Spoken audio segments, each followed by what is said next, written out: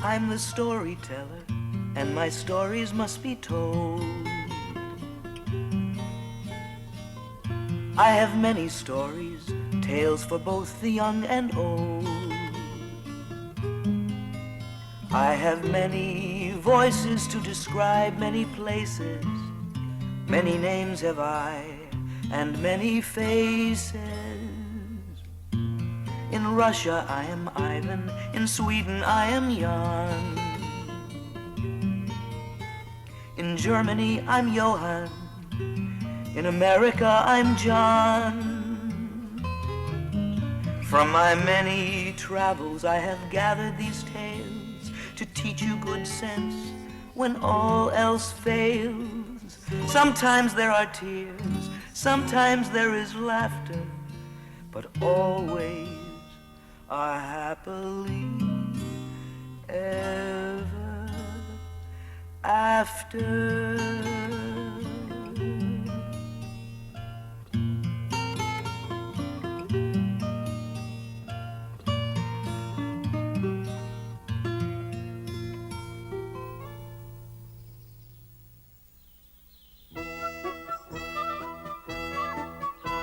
Long ago and far away in a beautiful valley in a remote country, there was once a young man called George who lived with his widowed mother in a small cottage.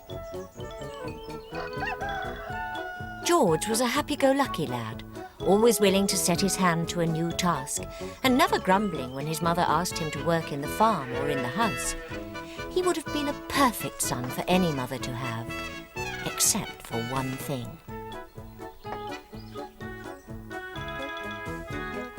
Almost everything he did was wrong.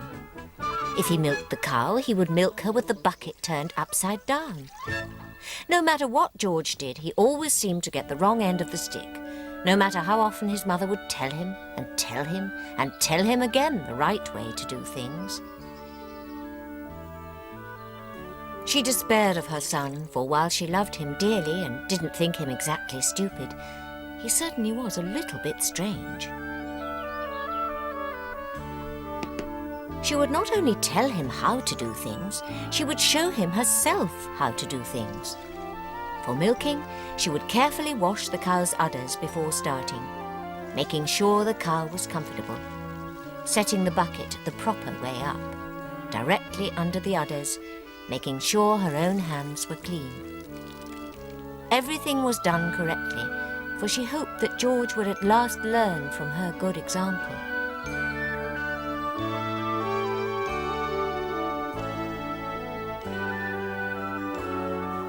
She realized that George wouldn't always have her with him to show him the right way of doing things. Sooner or later, he must stand on his own 2 feet.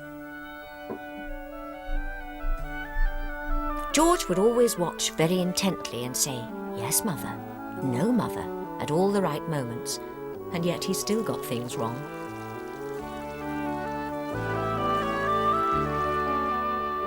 He loved watching the skillful way his mother would churn the milk to make it into butter, and begged and pleaded with her earnestly that one day she would let him take the butter to market and sell it. Well, she was very reluctant to let him undertake such an important task, but since he begged so hard, at last she gave in and agreed that next time he could take the butter to the town.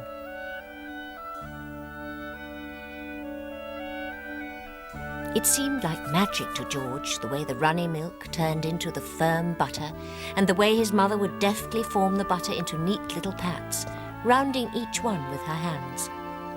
He promised faithfully he would take very good care of the precious butter and get the best price for it.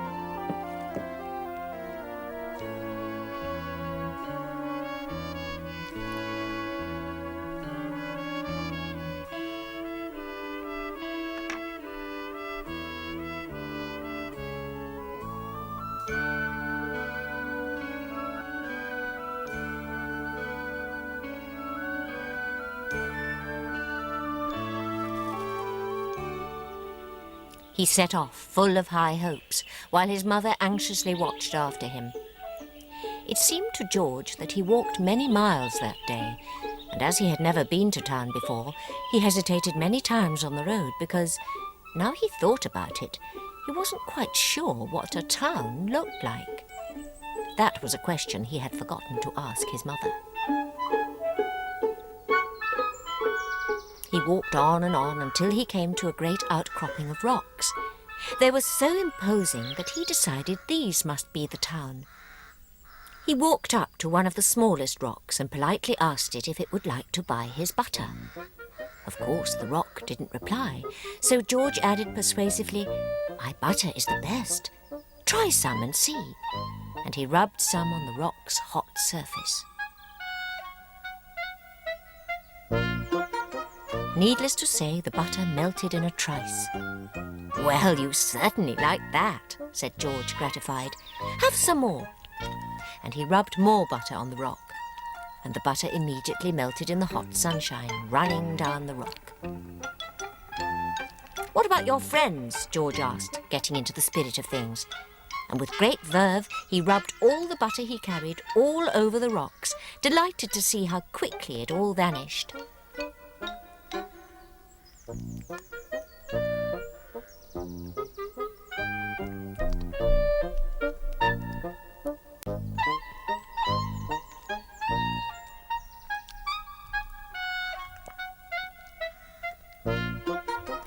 "Well, since you like my butter so much, you'll have to pay for it," the lad pointed out to his silent customers, but they didn't reply. "Well," he said, "if you don't have any money today, you can pay me back tomorrow. I shall be back without fail."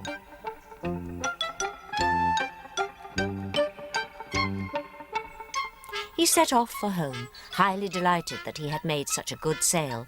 He sang all the way home, thinking how pleased his mother would be with him. She certainly couldn't fault his good salesmanship.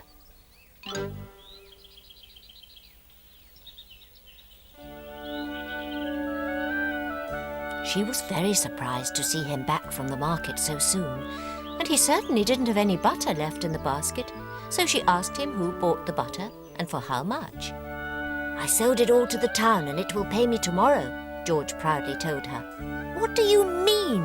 You can't just give butter to people without them paying for it, you stupid boy. When will you ever learn any sense?" She walked off in a huff, leaving George very crestfallen. Maybe he hadn't done so well after all.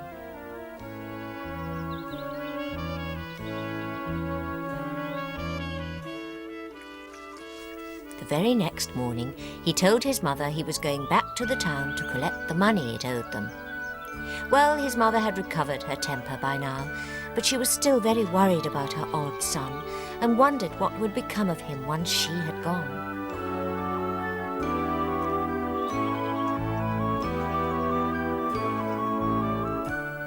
No such fears crossed George's mind.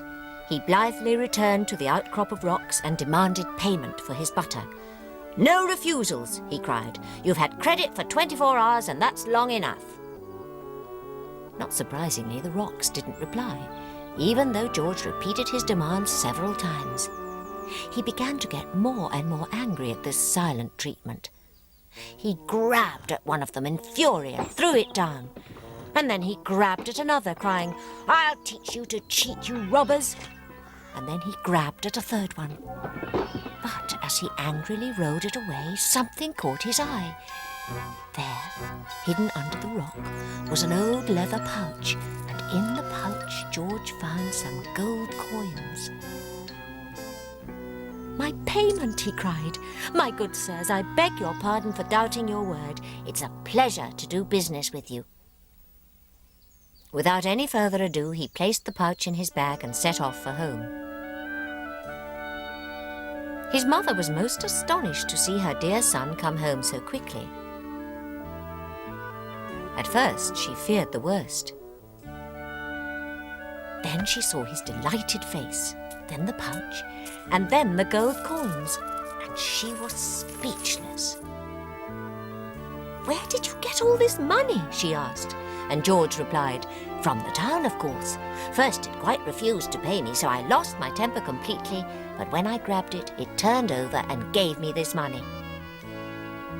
Well, George's mother didn't know what to think, but the fact was that her son had come home with quite a considerable sum, so she decided she could entrust him with another task. selling her most delicious fruit in the market. "Now be careful, George," she warned. "You mustn't go to the place you went to before. The town is much further on, and you will see other people there, my dear son." George was delighted by his mother's trust and set off in the happiest mood, determined to do the best job possible and get the very best price for his mother's sweet fruit. He walked firmly past the rocks and carried on until he came to a broad river.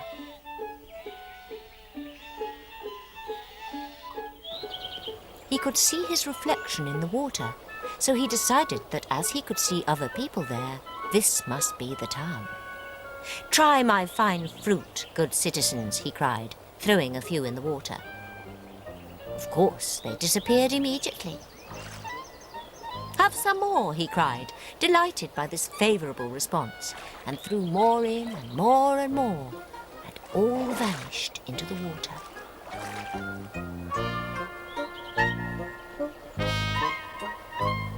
He happily returned home to his mother, who was most surprised to see her son home so soon. But when she asked him how he had fared, he replied, "I sold all the fruit in the town, and I shall be paid tomorrow."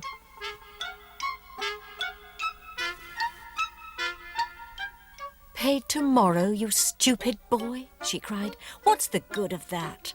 Haven't I told you time and time again you must get the money when you sell the produce? You never learn, George, and I'm disappointed with you. When will you grow up? How can you give strangers credit like that?" Poor George hung his head in shame. The very next morning he was determined to go back to the town and collect all the money due to him. "I won't be made a fool of," he vowed. "I'll show everyone what a good businessman I am."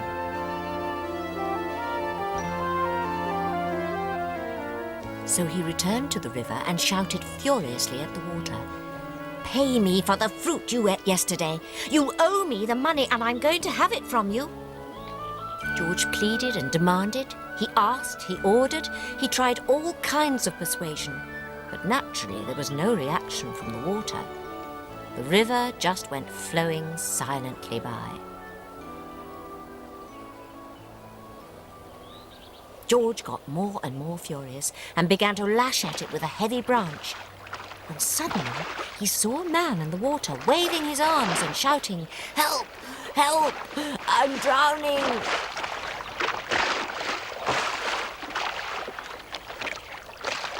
George dashed into the water, grabbed hold of the man and pulled him to safety on the shore.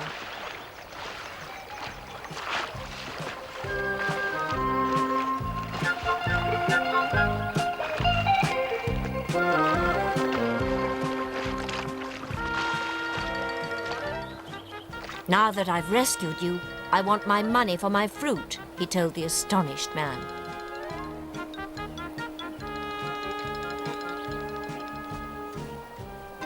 "I don't know what you're talking about," the man replied. "But you have rescued me, and if I have a copper or two, you're welcome to them."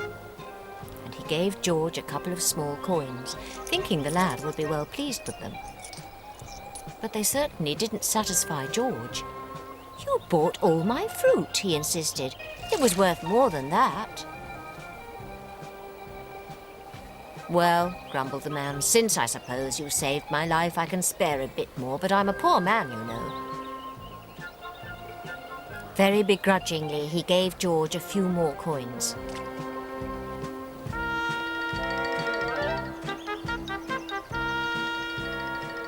Even they weren't enough. "More, please," he insisted.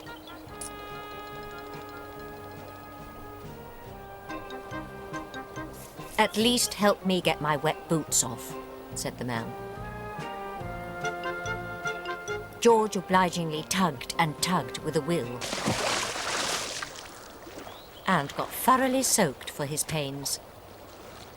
But at least that put the man in a good mood, and he gave George one more coin. And this satisfied George. He set off for home, dripping wet, it's true, but at least he'd got a fair price for the fruit, and he hoped that his mother had recovered her good mood and would be pleased with his efforts.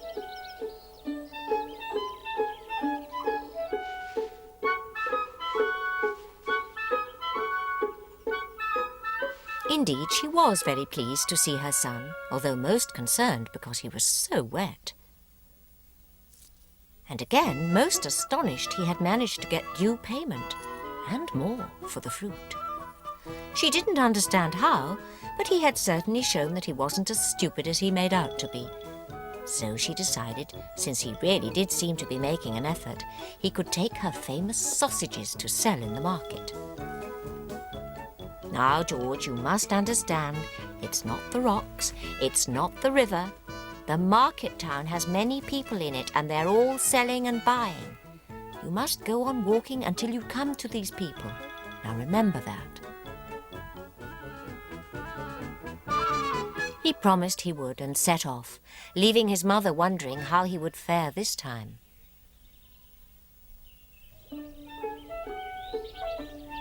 George had no such qualms. He did exactly what she told him. He walked past the rocks, he walked past the river.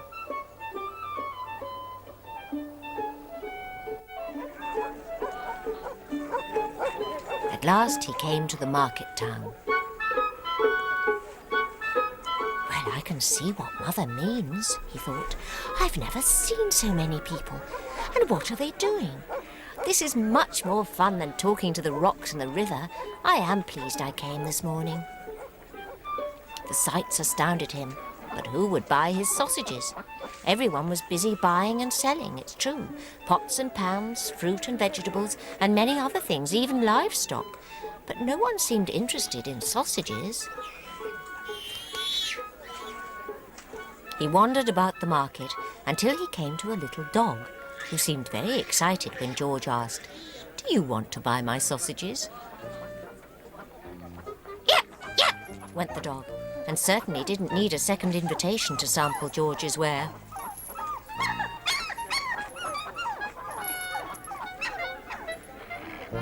He wolfed them down, every one. Now George could return home with an empty basket and a happy heart to tell his mother he had successfully sold her sausages. "Well then, where's the money?" she demanded. "I have to return tomorrow for the money," George confessed. "Oh, George," she cried, "when will you ever learn?" The next morning, George returned to the market, determined to get his money from that naughty little dog that had eaten all the sausages without paying for them.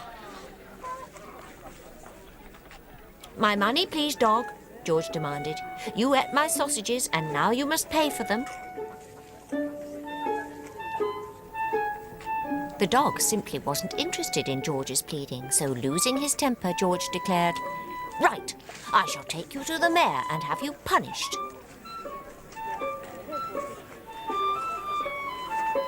He asked one of the stall-holders where he could find the mayor and was immediately directed to a fine house right by the market square. He hurried along carrying his heavy burden, but however much he scolded, the dog didn't say a word.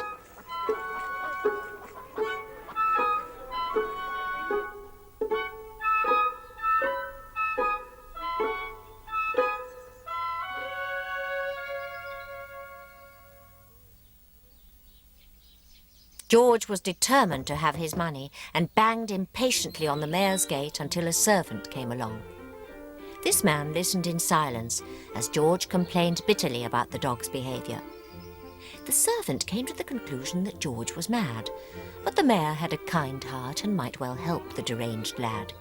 He agreed to let George in on condition that he would receive half of what George was awarded. George agreed to that and hurried to the mayor's house, but another servant stopped him and asked him his business.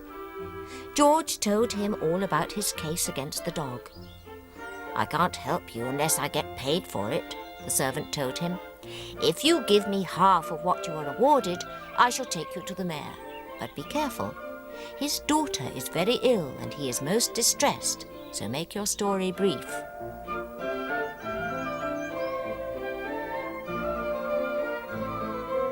George promised to do so and was shown into the mayor's parlour where the worried man was tending his daughter. She languished under a strange melancholy and had neither laughed nor smiled for many weeks. The poor man was beside himself, wondering what ailed his daughter. She just stood there, wan, listless and pale, quite uninterested in anything.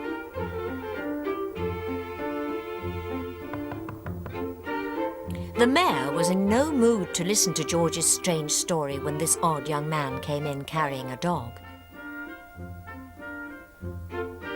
George insisted on explaining how the wicked dog had eaten all his sausages but refused to pay for them. "You must get the money back for me, Mr. Mayor, please," George begged. "Justice demands it." "Well, I can't do anything about this," the mayor said.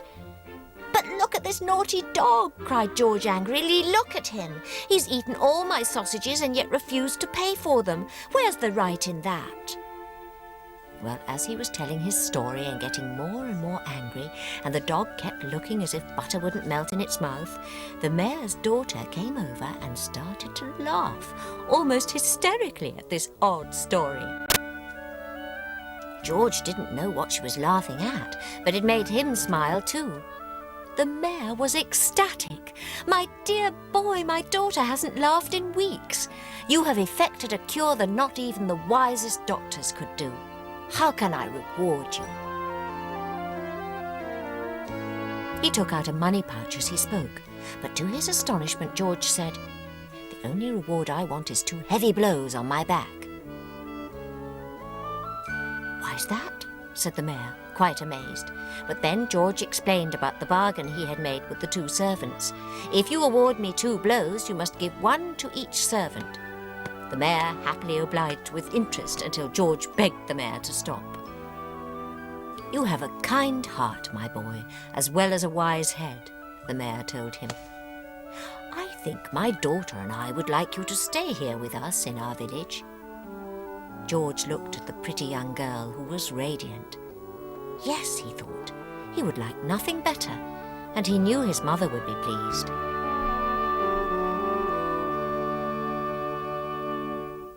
It all ended happily, with much feasting and merrymaking. You can be sure that as soon as he could, George became a married man and began to behave in a sensible manner.